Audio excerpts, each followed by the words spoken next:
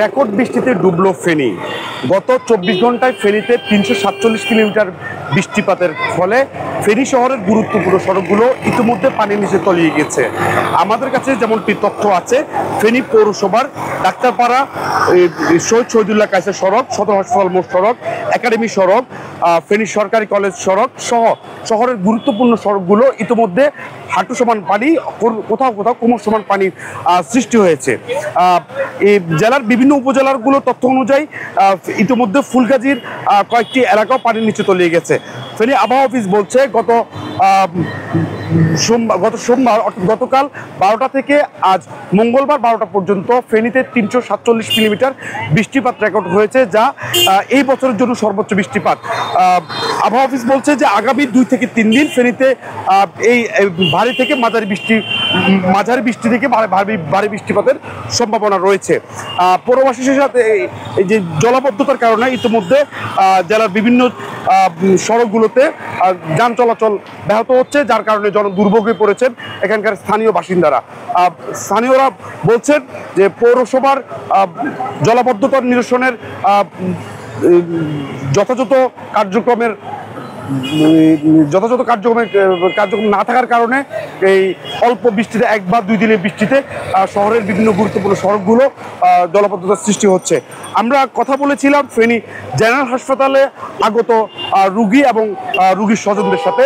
তারা যেমনটি বলেছেন, সকাল থেকে ফেনী সদর হাসপাতাল থেকে গোডাউন কোয়ার্টার পর্যন্ত সড়কে কোথাও কোমর সমান, কোথাও হাঁটু সমান পানির সৃষ্টি হয়ে যাওয়ার কারণে স্বাভাবিকভাবে সিএনজি, অটোরিকশা কিংবা রিক্সা চলাচল বন্ধ রয়েছে, যার কারণে এই পথ ধরে চলাচল করা যাত্রীদেরকে বিকল্প বাহন হিসেবে পিকআপ অথবা এই ট্রাক্টর করে চলাচল করতে আমরা দেখেছি। এই মুহূর্তে সদর হাসপাতাল মোড়ে যে চিত্র রয়েছে, এখানকার মানুষদেরকে আসলে এই এলাকার মানুষজন ট্রাঙ্ক রোড কিংবা অন্য কোনো জায়গায় যাওয়ার জন্য বিকল্প যান হিসেবে তারা ট্রাক্টর কিংবা পিকআপ ভ্যান ব্যবহার করছেন। আমরা যদি আপনাদেরকে আরেকটু জানিয়ে রাখি, ফেনী সদর হাসপাতালের আশেপাশে ফেনীর 2টি গুরুত্বপূর্ণ শিক্ষা প্রতিষ্ঠান, ফেনী পলিটেকনিক ইনস্টিটিউট এবং ফেনী কম্পিউটার ইনস্টিটিউট রয়েছে। এখানে রয়েছে ফেনীর 250 শয্যার জেনারেল হাসপাতাল, যেটি জেলার অন্যতম স্বাস্থ্যসেবা কেন্দ্র, যার ফলে এই এলাকায় আগত দর্শনার্থী স্বজনদেরকে কিংবা শিক্ষার্থীদেরকে পড়তে হচ্ছে জনদুর্ভোগে। জেলার এমন এই জলাবদ্ধতার এমন এই চিত্র মানুষকে আসলে আতঙ্কিত করে তোলে।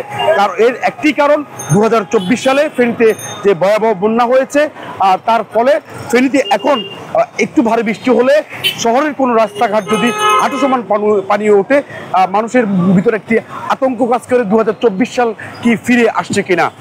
পৌরবাসীর দাবি জলাবদ্ধতা নিরসনে পৌরসভাকে কার্যকর পদক্ষেপ গ্রহণ করা, এই জনদুর্ভোগ থেকে মানুষকে মুক্তি দেওয়া। এই ছিল ফেনী জেনারেল হাসপাতাল থেকে আমার কাছে সর্বশেষ। Mohammad Shahabuddin, Rising BD.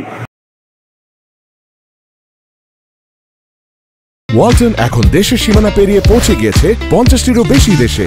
ওয়ালটন, ঘরে ঘরে বিশ্বজুড়ে।